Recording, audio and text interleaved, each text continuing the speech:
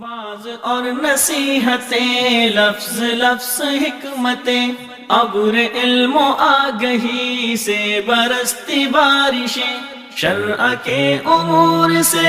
دین کے شعور سے، قلب و ذہن جگمگاتے ہیں سچ کے نور سے۔ خطبہ جمعۃ المبارک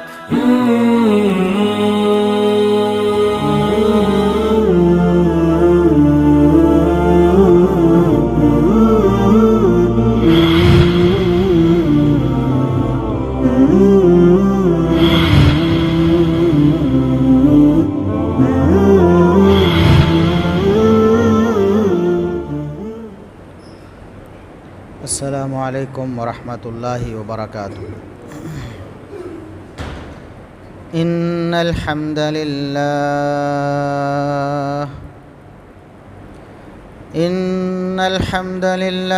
نحمده ونستعینه ونستغفره ونعوذ باللہ من شرور انفسنا ومن سیئات اعمالنا،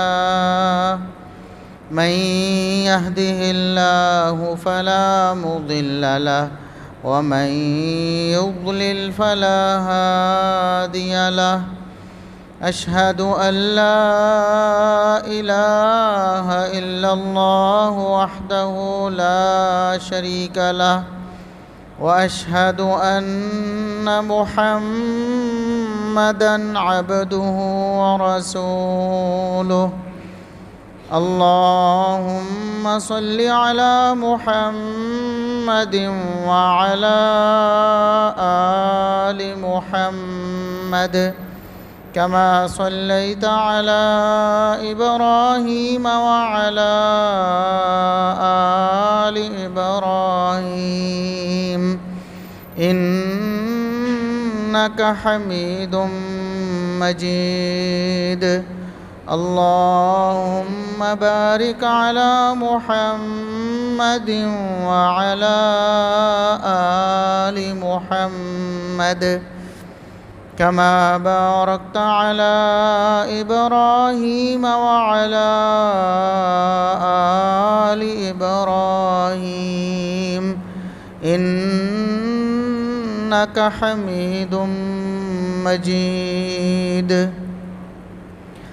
أما بعد، فيا أيها الناس، ألا إن خير الحديث كتاب الله، وخير الهدي هدي محمد صلى الله عليه وسلم، وشر الأمور محدثاتها، وكل محدثة بدعة، وكل بدعة ضلالة۔ أعوذ بالله السميع العليم من الشيطان الرجيم، من همزه ونفخه ونفثه، بسم الله الرحمن الرحيم۔ ومن يشاقق الرسول من بعد ما تبين له الهدى ويتبع غير سبيل المؤمنين نوله ما تولى ونصله جهنم وساءت مصيرا۔ انتہائی قابل احترام بزرگوں، عزیز نوجوان ساتھیوں، معززات و مکرمات اسلامی ماں اور بہنوں، ہر قسم کی حمد و ثنا، تعریف و تمجید، کبریائی، بڑائی، رفعت و عظمت اللہ رب العزت کے لیے جو پوری کائنات کا خالق و مالک ہے۔ بے شمار، لا تعداد، بے حد و حساب درود و سلام پیغمبر آخر الزماں، محسن انسانیت، محسن کائنات، جناب محمد الرسول اللہ صلی اللہ علیہ وسلم کی ذات اقدس پر اللہ رب العزت نے محمد الرسول اللہ صلی اللہ علیہ وسلم کو اس دنیا میں آخری پیغمبر آخری رسول اور آخری نبی بنا کر بھیجا۔ پہلے انبیاء ایک خاص وقت کے لیے، خاص علاقے کے لیے مبعوث ہوتے تھے۔ ایک نبی جاتا تو دوسرا آ جاتا، نبوت کا سلسلہ اسی طرح چلتا رہا، لیکن محمد الرسول اللہ صلی اللہ علیہ وسلم پر یہ سلسلہ ختم ہو گیا۔ پہلے انبیاء ہی جانے والے انبیاء کے جانشین ہوتے تھے، رسول ہی جانے والے رسولوں کے پیچھے آتے تھے اور پھر دنیا والوں کو ہدایت اور جنت کا راستہ دکھاتے تھے۔ محمد الرسول اللہ صلی اللہ علیہ وسلم جب آخری نبی اور رسول ہیں تو آپ کے بعد کیا ہے؟ یہ بات اللہ رب العزت نے بھی بتائی اور محمد الرسول اللہ صلی اللہ علیہ وسلم نے خود بھی بتائی۔ اللہ رب العزت نے فرمایا وَمَن يُشَاقِقِ الرَّسُولَ مِن بَعْدِ مَا تَبَيَّنَ لَهُ الْهُدَى وَيَتَّبِعْ غَيْرَ سَبِيلِ الْمُؤْمِنِينَ، جو شخص جانتے بوجھتے دلائل آنے کے بعد بھی رسول اللہ صلی اللہ علیہ وسلم کی نافرمانی کرتا ہے اور مومنوں کے راستے کو چھوڑ کر کسی اور راستے کی پیروی کرتا ہے، تو ہم اس کی رسی ڈھیلی چھوڑ دیتے ہیں، جہاں جاتا ہے جانے دیتے ہیں، دنیا میں اس کو اپنی مرضی کرنے دیتے ہیں، لیکن آخرت میں اس کا ٹھکانہ جہنم ہے۔ ہم اس کو جہنم کا ایندھن بنائیں گے اور یہ جہنم بہت برا ٹھکانہ ہے۔ رسول اللہ صلی اللہ علیہ وسلم کی پیروی کے ساتھ مومنوں کا راستہ اللہ رب العزت نے خود بتایا کہ یہ ہدایت کا راستہ ہے، اور رسول اللہ صلی اللہ علیہ وسلم نے خود بھی فرمایا کہ پہلے نبی اور رسول آتے تھے، مسلسل آتے رہے، ایک نبی جاتا تو خلفہ نبی، اس کے پیچھے دوسرا نبی اس کا جانشین ہوتا، اس کی جگہ پر آ کر لوگوں کو اللہ رب العزت کی طرف بلاتا، توحید کی دعوت دیتا، برائی سے روکتا، نیکی کا حکم دیتا۔ لیکن میرے بعد کوئی نبی نہیں ہے، وَسَيَكُونُ خُلَفَاء، میرے بعد میرے جانشین ہوں گے، میرے بعد میرے جانشین ہوں گے۔ وہ کون لوگ تھے جو نبی کریم صلی اللہ علیہ وسلم کے جانشین تھے خود آپ کے بقول؟ اور وہ کون لوگ ہیں کہ اللہ رب العزت فرماتا ہے کہ نبی کریم صلی اللہ علیہ وسلم کی پیروی بھی کرنی ہے اور مومنوں کا راستہ بھی اپنانا ہے۔ جب یہ آیت نازل ہوئی تھی، اللہ رب العزت نے فرمایا تھا کہ جو رسول کی نافرمانی کرتا ہے جان بوجھ کر اور مومنوں کا راستہ چھوڑ دیتا ہے تو اس کا ٹھکانہ جہنم ہے۔ جب یہ آیت نازل ہوئی تھی تو کون تھے وہ مومن جن کا راستہ اللہ رب العزت ہمیں بتانا چاہتا ہے بعد والوں کو کہ تم نے اس راستے پر چلنا ہے؟ سبیل المؤمنین کیا ہے؟ مومن کون ہے اور ان کا راستہ کون سا ہے؟ اب تو جدید دور ہے، کارپیٹ روڈ بنتے ہیں، مٹیریل استعمال ہوتا ہے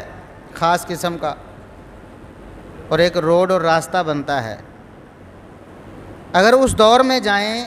جب یہ آیت نازل ہوئی وَيَتَّبِعْ غَيْرَ سَبِيلِ الْمُؤْمِنِينَ، کہ جو مومنوں کا راستہ چھوڑ دیتا ہے وہ جہنمی ہے، اس کا ٹھکانہ جہنم ہے، اس دور میں جا کے دیکھیں تو راستے کیسے بنتے تھے؟ راستے ایسے بنتے تھے کہ انسان چلتے تھے، ایک انسان چلا ہے ایک جگہ میں سے، اس کے قدموں کے نشانات پڑے ہیں اور ان نشانات کی وجہ سے مٹی تھوڑی دبی ہے، پھر دوسرا شخص آتا ہے، وہ دیکھتا ہے کہ یہاں سے کوئی گزرا ہے، وہ بھی وہاں سے پاؤں رکھ کے گزرتا ہے، پھر تیسرا گزرتا ہے، چوتھا گزرتا ہے، پانچواں گزرتا ہے، تو وہ راستہ بن جاتا ہے، راستہ واضح ہوتا چلا جاتا ہے۔ لوگوں کے چلنے کی وجہ سے، ان کے پاؤں پڑنے کی وجہ سے راستہ واضح ہوتا چلا جاتا ہے اور راستہ بنتا چلا جاتا ہے۔ تو اللہ فرماتے ہیں مومنوں کا راستہ جو چھوڑ دے گا اس کا ٹھکانہ جہنم ہے۔ جب یہ آیت نازل ہوئی تو کون تھے مومن؟ ابو بکر صدیق رضی اللہ عنہ تھے مومن، عمر فاروق رضی اللہ عنہ تھے مومن، عثمان غنی رضی اللہ عنہ تھے مومن،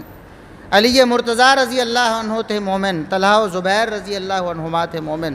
سعد و سعید رضی اللہ عنہما تھے مومن، ابو عبیدہ بن جراح رضی اللہ تعالی عنہ وہ تھے مومن، عبد الرحمن بن عوف رضی اللہ عنہ تھے مومن۔ اس وقت بدر و احد والے تھے مومن، پھر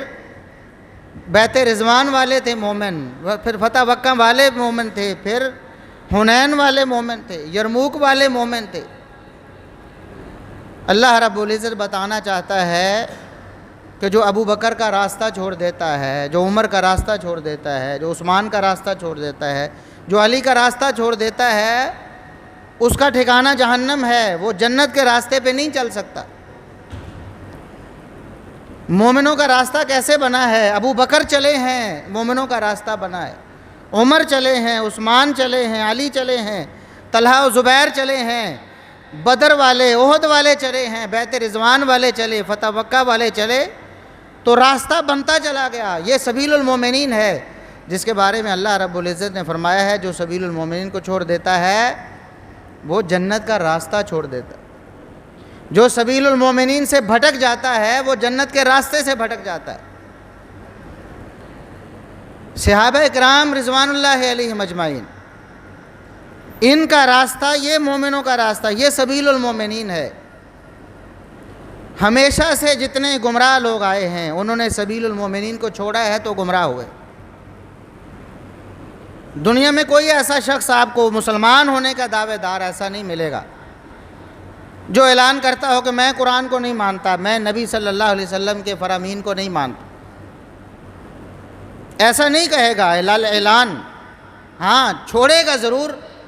قرآن کو بھی چھوڑے گا، نبی کے فرمان کو بھی چھوڑے گا،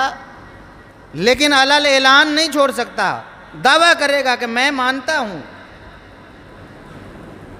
لیکن چھوڑے گا کیسے؟ اس کو تروڑے مروڑے گا، اپنی خواہشات کے مطابق بنانے کی کوشش کرے گا۔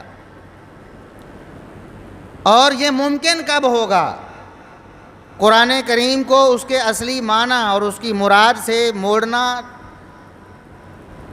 نبی کریم صلی اللہ علیہ وسلم کی سنت اور آپ کے فرمان کو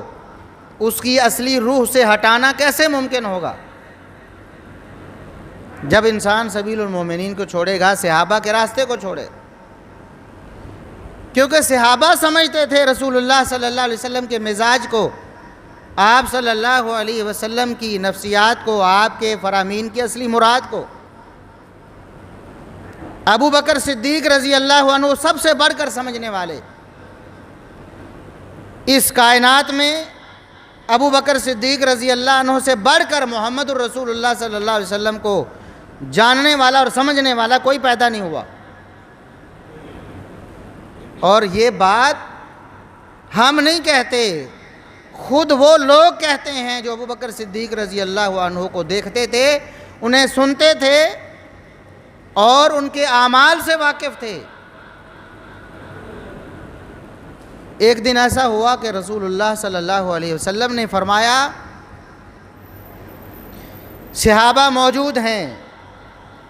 ایک جمگھٹا ہے صحابہ اکرام کا رضوان اللہ علیہم اجمعین، نبی کریم صلی اللہ علیہ وسلم ایک فرمان جاری کرتے، فرمایا کہ ایک بندہ ایسا ہے کہ اللہ رب العزت نے اس کو اختیار دے دیا ہے، اللہ رب العزت نے اپنے ایک بندے کو اختیار دے دیا ہے، چوائس دی ہے۔ کیا چوائس ہے؟ کہ وہ دنیا میں رہنا پسند کرتا ہے، دنیا کے معاملات اور دنیا کے جو فوائد ہیں انہیں سمیٹنا پسند کرتا ہے، یا پھر اللہ کے پاس جو اجر و ثواب ہے اسے پسند کرتا ہے۔ یعنی اللہ رب العزت نے ایک بندے کو اختیار دے دیا ہے، وہ دنیا میں رہے یا اللہ کے پاس چلا جائے۔ صحابہ کرام سن رہے ہیں، غور سے سن رہے ہیں، نبی کریم صلی اللہ علیہ وسلم واقعہ بیان ایک بات بیان فرما رہے ہیں۔ اچانک ہوتا ہے کہ ابو بکر صدیق رضی اللہ عنہ زاروں کے تار رونا شروع کر دیتے، زاروں کے تار رونا شروع کر دیتے ہیں۔ صحابہ کرام جن میں سارے موجود ہیں وہ حیران ہوتے ہیں کہ نبی کریم صلی اللہ علیہ وسلم تو ایک بات بیان کر رہے ہیں، کسی شخص کا واقعہ بیان کر رہے ہیں، اور یہ ہمارے بزرگ ابو بکر ہیں کہ رونا شروع کر دیا ہے۔ زاروں کے تار رو رہے ہیں، انہیں کیا ہوا ہے، انہیں کیا پریشانی ہوگی اس بات سے کہ اللہ رب العزت نے ایک بندے کو اختیار دیا ہے، وہ دنیا کی نعمتوں سے فائدہ اٹھانا چاہتا ہے، تب اللہ رب العزت کے پاس جو اجر و ثواب ہے اسے حاصل کرنا ہے چاہتا ہے، تب اس کے پاس اختیار ہے۔ یہ بیان کرنے والے ابو سعید خدری رضی اللہ عنہ کہتے ہیں کہ ہمیں تو بعد میں پتہ چلا کہ ابو بکر صدیق رسول اللہ صلی اللہ علیہ وسلم کو ہم سب میں زیادہ سمجھنے والے تھے۔ آپ کے سب سے بڑے مزاج شناس تو ابو بکر صدیق تھے۔ آپ نے جو بات بیان فرمائی اشارے میں عام لوگوں کو سمجھ نہیں آئی، ابو بکر صدیق رضی اللہ عنہ سمجھ گئے کہ وَقَانَ رسول اللہ صلی اللہ علیہ وسلم هو المخیر، اللہ رب العزت نے جس بندے کو اختیار دیا تھا دنیا کی نعمتوں سے فائدہ اٹھانے کا یا آخرت کے فوائد سمیٹنے کا، وہ اختیار دیے جانے والے شخص تو خود محمد الرسول اللہ صلی اللہ علیہ وسلم۔ ہمیں بعد میں پتہ چلا کہ رسول اللہ صلی اللہ علیہ وسلم اصل میں دنیا سے چلے جانے کے بارے میں اپنی خبر دے رہے ہیں کہ میں اب دنیا میں نہیں رہوں گا، اللہ نے مجھے اختیار دیا ہے، اللہ نے اپنے بندے کو اختیار دیا ہے، اور اللہ کے بندے نے اللہ کے پاس جو اجر و ثواب ہے اسے چوز کر لیا ہے۔ وَقَانَ ابو بکر هُوَ أَعْلَمَنَا، رسول اللہ صلی اللہ علیہ وسلم کو آپ کے مزاج کو ابو بکر صدیق رضی اللہ عنہ سے بڑھ کر کوئی سمجھنے والا نہیں تھا۔ یہ خود صحابہ کرام جن میں عمر فاروق، عثمان غنی، علی مرتضیٰ اور سارے شامل ہیں، وہ خود اس بات کا اقرار کرتے ہیں کہ ابو بکر ہم سے بڑھ کر رسول اللہ صلی اللہ علیہ وسلم کو سمجھنے والے تھے۔ تو جس نے رسول اللہ صلی اللہ علیہ وسلم کے فرمان کو ٹھکرانا ہے یا اس کا معنی غلط کرنا ہے، وہ ابو بکر صدیق رضی اللہ عنہ کو کیسے مانے گا؟ کیونکہ ابو بکر صدیق رضی اللہ عنہ جانتے ہیں کہ محمد الرسول اللہ صلی اللہ علیہ وسلم نے جو فرمایا ہے اس کی اصل مراد کیا ہے۔ عمر فاروق رضی اللہ عنہ بتائیں گے کہ رسول اللہ صلی اللہ علیہ وسلم کے فرمان کی مراد کیا ہے، آپ صلی اللہ علیہ وسلم کیا چاہتے ہیں اپنی امت سے۔ اس لیے اللہ رب العزت نے جب یہ فرمایا کہ جو رسول کی نافرمانی کرے اور جو مومنوں کے راستے کو چھوڑے اس کا ٹھکانہ جہنم، رسول اللہ صلی اللہ علیہ وسلم کی فرما برداری اسی صورت ممکن ہے جب آپ سبیل المومنین کو اختیار کریں گے، جب آپ ابو بکر کو مانیں گے، جب آپ عمر کو مانیں گے، عثمان کو مانیں گے، علی کو مانیں گے، صحابہ کرام کو مانیں گے، تب آپ نبی کی سنت پر عمل کر سکتے ہیں، ورنہ آپ نبی کی سنت پر عمل نہیں کر سکتے۔ نبی کے فرامین کو آپ جھٹلائیں گے جب آپ سبیل المومنین کو چھوڑ دیں۔ کتنا واضح فرمان ہے محمد الرسول اللہ صلی اللہ علیہ وسلم کا۔ غزوہ خیبر کے موقع پر آپ صلی اللہ علیہ وسلم نے دو چیزوں کو ہمیشہ کے لیے حرام قرار دے دیا۔ ایک گھریلو گدھے کے گوشت کو حرام قرار دیا، دوسرا متع کو حرام قرار دیا۔ وقتی نکاح، مال دولت کے عوض، کسی فائدے کے عوض وقتی طور پر کیے جانے والے نکاح کو محمد الرسول اللہ صلی اللہ علیہ وسلم نے تا ابد حرام قرار دے دیا۔ عبداللہ ابن عباس رضی اللہ عنہما انہوں نے سمجھا کہ شاید یہ جو ممانت ہے یہ عارضی ہے، آپ صلی اللہ علیہ وسلم نے کسی خاص موقع پر غزوہ خیبر کے موقع پر ان خاص دنوں میں شاید اس کو منع کیا ہو، اس طرح کا خیال ان کے ذہن میں آیا۔ سبیل المومنین کیا ہے، علی المرتضیٰ رضی اللہ عنہ اٹھے، فرمایا عبداللہ بن عباس تمہیں کیا ہو گیا ہے؟ تم نے وہ فرمان رسول اللہ صلی اللہ علیہ وسلم سے نہیں سنا؟ میں وہاں موجود تھا غزوہ خیبر کے موقع پر۔ عبداللہ بن عباس آپ کو پتہ ہوگا کہ چھوٹے تھے، عبداللہ بن عباس صغار صحابہ میں شمار ہوتے تھے، یعنی رسول اللہ صلی اللہ علیہ وسلم کے عہد مبارک میں ان کی عمر تھوڑی تھی۔ ویسے بھی جب رسول اللہ صلی اللہ علیہ وسلم کے پاس آئے تو غزوہ فتح مکہ کے بعد، اس سے پہلے رسول اللہ صلی اللہ علیہ وسلم کی رفاقت نصیب نہیں ہوئی، مکہ میں تھے، مکہ سے مدینہ آئے فتح مکہ کے بعد، تو غزوہ خیبر پہلے ہو چکا تھا، یقیناً عبداللہ بن عباس رضی اللہ عنہما وہاں موجود نہیں تھے۔ تو علی مرتضیٰ رضی اللہ عنہ فرماتے ہیں کہ عبداللہ بن عباس خبردار دوبارہ ایسی بات نہیں کرنی کہ یہ کوئی وقتی حرمت تھی، میں علی نے خود رسول اللہ صلی اللہ علیہ وسلم کو یہ فرماتے سنا ہے کہ یہ وقتی نکاح اللہ رب العزت نے قیامت تک کے لیے حرام قرار دے دی۔ تو جنہوں نے سبیل المومنین کو نہیں ماننا، جو نہیں مانتے سبیل المومنین کو، وہ آج بھی کہتے ہیں کہ یہ حج جتنا بڑا ثواب ہے، نعوذ باللہ ثم نعوذ، یہ وقتی نکاح کرنا پتہ نہیں اس سے بھی بڑا، اس سے بھی بڑا، اس کے ایسے ایسے فضائل بیان کریں گے، دنیا میں بے حیائی کو پھیلانے کی کوشش میں بے حیا لوگوں کا ساتھ دیں گے اور کہیں گے کہ یہ تو حلال ہے،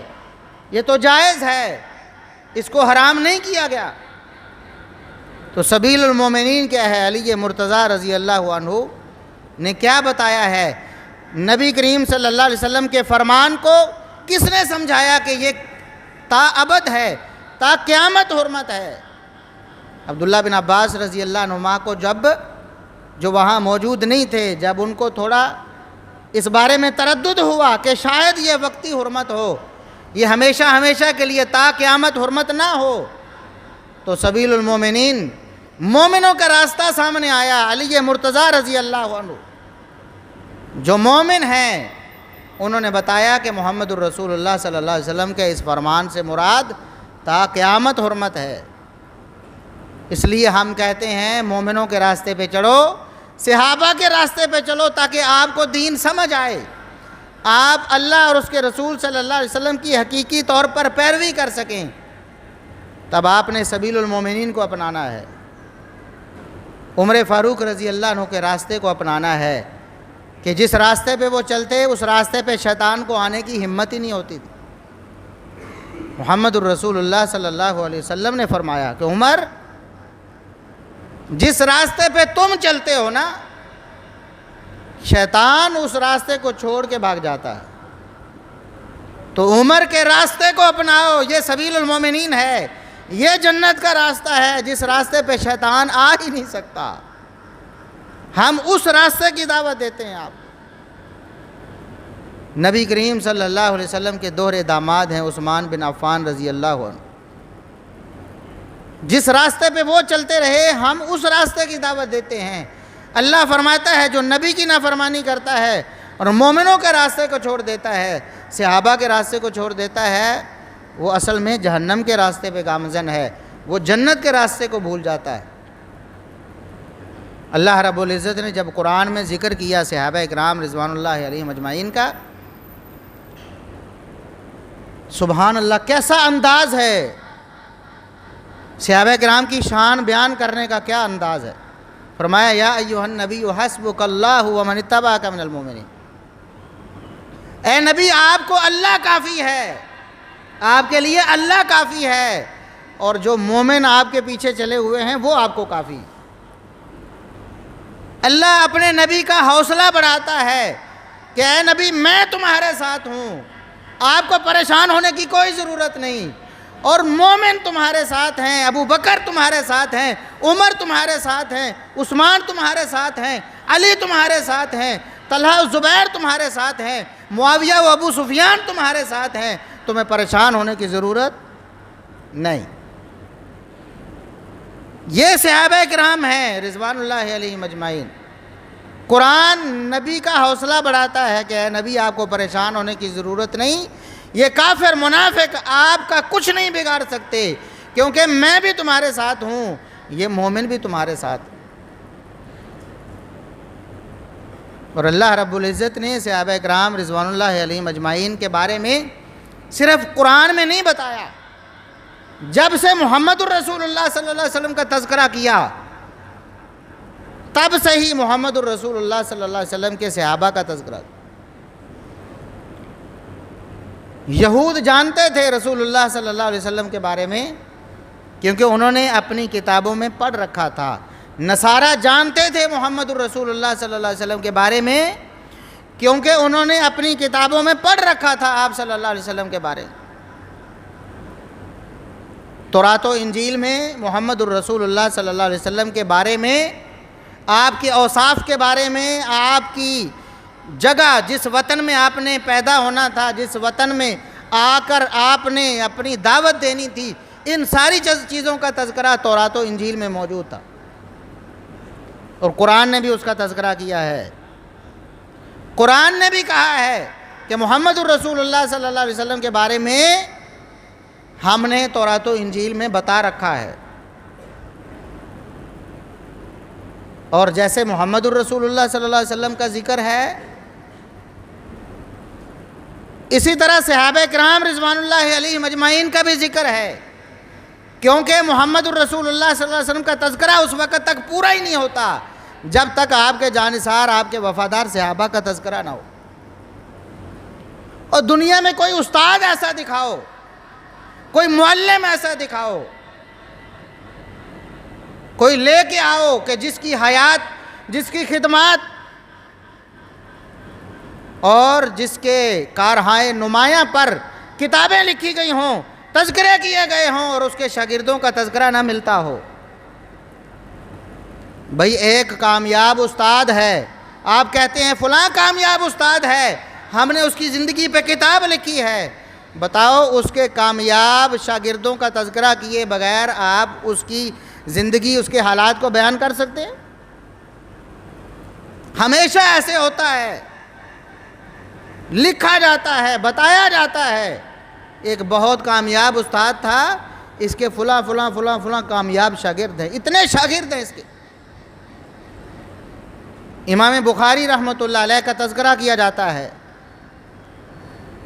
ان کے اساتذہ کا تذکرہ بھی کیا جاتا ہے، ان کے شاگردوں کا تذکرہ بھی کیا جاتا ہے، بتایا جاتا ہے کہ کتنے کامیاب محدث، کتنے کامیاب استاد، کتنے کامیاب معلم تھے کہ امام مسلم بن حجاج جیسا شاگرد پیدا کیا، کتنے کامیاب استاد تھے، امام ابو حاتم، امام ابو زرع جیسا شاگرد پیدا کیا، کتنے کامیاب استاد تھے، امام ترمذی جیسا شاگرد پیدا کیا، کتنے کامیاب استاد تھے کہ فلاں فلاں فلاں فلاں شاگرد ان کے حصے میں آئے اور انہوں نے ایسی ایسی خدمات سر انجام دیں، پوری دنیا کو علم حدیث سے بھر دیا۔ لیکن محمد الرسول اللہ صلی اللہ علیہ وسلم کا تذکرہ ہو، کیسے ہو سکتا ہے کہ آپ کی حیات، آپ کی سیرت کا تذکرہ آپ کے کامیاب شاگردوں کے تذکرے کے بغیر مکمل ہو جائے؟ اس لیے اللہ رب العزت نے جب محمد الرسول اللہ صلی اللہ علیہ وسلم کا ذکر کیا تو آپ صلی اللہ علیہ وسلم کے صحابہ کا تذکرہ کیا۔ سورۃ الفتح اٹھا کے دیکھیں، اللہ رب العزت نے فرمایا نبی کے جو ساتھی ہیں ان کے اوصاف یہ ہیں، محمد الرسول اللہ والذین معہ اشداء علی الکفار رحماء بینہم تراہم رکعا سجدا۔ اللہ رب العزت نے ان کے معاملات کا ذکر بھی کیا، صحابہ کے مزاج کا تذکرہ بھی کیا، صحابہ کی نرم مزاجی کا تذکرہ بھی کیا، ان کی سخت مزاجی کا، اللہ کے دشمنوں کے خلاف ان کے سخت ہونے کا تذکرہ بھی کیا، اللہ رب العزت نے ان کے رکوع بھی بتائے، اللہ نے ان کے سجدے بھی بتائے، اللہ رب العزت نے ان کی پیشانیوں کا تذکرہ بھی کیا، اور پھر فرمایا ذالک مثلہم فی التوراۃ والانجیل۔ اللہ رب العزت نے صحابہ کے یہ اوصاف صرف قرآن میں نہیں بتائے بلکہ تورات اور انجیل میں بھی ذکر کیے۔ پھر اللہ رب العزت نے فرمایا کزرع اخرج شطأہ، نبی کے صحابہ کی مثال ایسے ہے جیسے ایک کسان بیج بوتا ہے، وہ بیج بارآور ہوتے ہیں، ان سے ایک کونپل نکلتی ہے، پھر وہ ایک تنا بنتا ہے۔ کسان ایک ایک لمحے میں اپنے پودوں اپنی فصلوں کا خیال کرتا ہے، ان کو پانی دیتا ہے، ان کی پرورش کرتا ہے، جس طرح اپنی اولاد کی پرورش کرتا ہے نا، کسان اپنی فصلوں کو اسی طرح توجہ دیتا ہے۔ یہ اس کی کمائی ہوتی ہے، یہ اس کی محنت کا نتیجہ ہوتا ہے۔ اللہ رب العزت فرماتے ہیں محمد الرسول اللہ صلی اللہ علیہ وسلم بالکل ایسے ہی صحابہ اکرام رضوان اللہ علیہم اجمعین کی پرورش اور تربیت کرتے تھے، صحابہ اکرام رضوان اللہ علیہم اجمعین کو تیار کرتے تھے، جس طرح کسان کی کامیاب فصل اس کے جو حاسد ہوتے ہیں، اس کے جو مقابل ہوتے ہیں، اس کے جو شریکے ہوتے ہیں، ان کو جلا دیتی ہیں، ان کو پریشان کرتی ہے، اس کے دشمنوں کو، کسان کے دشمنوں کو کسان کی اچھی فصل گوارا نہیں ہوتی، وہ جلتے اور کڑتے ہیں کہ یہ کامیاب کیوں ہو گیا ہے، اس کی فصل اتنی شاندار کیوں ہو گئی۔ فرمایا لیغیظ بہم الکفار، اللہ رب العزت نے محمد الرسول اللہ صلی اللہ علیہ وسلم کی یہ جو فصل ہے، ان کے صحابہ کی یہ جو جماعت ہے، اس کو تناور درخت بنا دیا، اتنے مضبوط تنے بنا دیے صحابہ اکرام، اور ان کی وجہ سے اللہ رب العزت نے محمد الرسول اللہ صلی اللہ علیہ وسلم کو تقویت دی، آپ صلی اللہ علیہ وسلم کے دین کو مضبوط کیا۔ اللہ رب العزت ان صحابہ کی وجہ سے نبی کے کافر دشمنوں کو جلاتا ہے،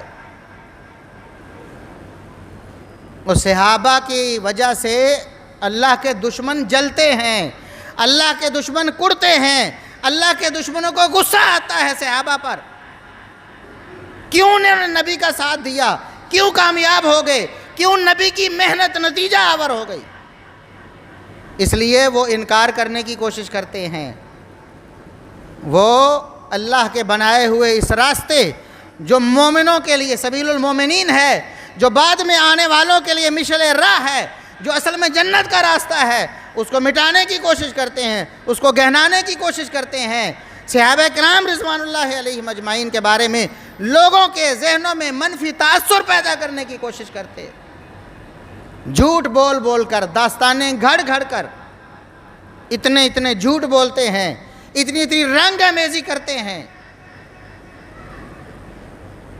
آج ابھی پاکستان بنے ہوئے 5 صدی ہوئی ہے، ابھی 1 صدی نہیں گزری۔ آج عالم دیکھیں کہ یہ تاریخ بھی ہماری محفوظ نہیں رہی، ایسے جھوٹ در آئے ہیں۔ آپ کو پاکستان کی تاریخ لکھنے والے مورخین، ان میں بڑا تضاد اور بڑا اختلاف نظر آئے گا، اپنے رجحان کے مطابق زرد صحافت کرنے والے صحافیوں نے پاکستان کی تاریخ کو مسخ کرنے کی کوشش کی۔ آپ کو نظر آئے گا، کہیں آپ کو لکھا ہوا نظر آئے گا، اور اکثریت پاکستان کے مسلمانوں کی یہی دعویٰ کرتی ہے پاکستان کا مطلب کیا، لا الہ الا اللہ، یہ مملکت توحید ہے، اللہ کی توحید کے نام پہ بننے والا یہ ملک، اسلام کے نام پہ بننے والا ملک، بنانے والوں کی نیت ایک اسلامی سلطنت قائم کرنا تھی۔ یہ بیانیہ بھی آپ کو ملے گا جو کہ درست ہے، لیکن اس کے مقابل ابھی 1 صدی بھی نہیں گزری ہے، کہنے والوں نے یہ کہہ دیا کہ قائد اعظم محمد علی جناح وہ پاکستان کو ایک سیکولر سٹیٹ بنانا چاہتے تھے، ایک ایسا ملک بنانا چاہتے تھے جس کے نظام میں مذہب کو کوئی دخل نہ ہو، جہاں اسلام کا نام لینے والا کوئی نہ ہو، سرکاری سطح پر کوئی قانون اسلام کو مد نظر رکھ کر نہ بنایا جائے۔ یہ کہنے والے بھی موجود ہیں، وہ بھی آپ کو دلائل پیش کرتے نظر آئیں گے۔ جی ہمیں قائد اعظم کا خط ملا ہے، محمد علی جناح کا بیان ملا ہے، فلان لوگ ملے ہیں ہمیں، انہوں نے ہمیں بتایا ہے۔ ایک صدی بھی نہیں گزری تو محمد علی جناح کے بارے میں متضاد نظریات دنیا میں نہ صرف موجود ہیں بلکہ اصرار کیا جاتا ہے۔ بڑے بڑے آپ کے موقر اور نامور اخبارات میں کالم لکھے جاتے ہیں۔ تو آپ کا کیا خیال ہے کہ 1400 سال جن شخصیات کو گزرے ہو چکے ہیں ان کے بارے میں لوگوں نے جھوٹ نہ بولے ہوں گے؟ ان کے بارے میں گندے ذہن رکھنے والوں نے تاریخ میں واقعات نہ گھسیڑے ہوں گے؟ ان کے بارے میں منفی تاثر پیدا کرنے کے لیے دشمنان صحابہ نے کیا کیا گل نہیں کھلائے ہوں گے؟ اس لیے قرآن کو دیکھیں، محمد الرسول اللہ صلی اللہ علیہ وسلم کے فرمان کو دیکھیں کہ قرآن میں صحابہ کا مقام کیا ہے اور محمد الرسول اللہ صلی اللہ علیہ وسلم کے فرامین میں صحابہ کا مقام کیا ہے۔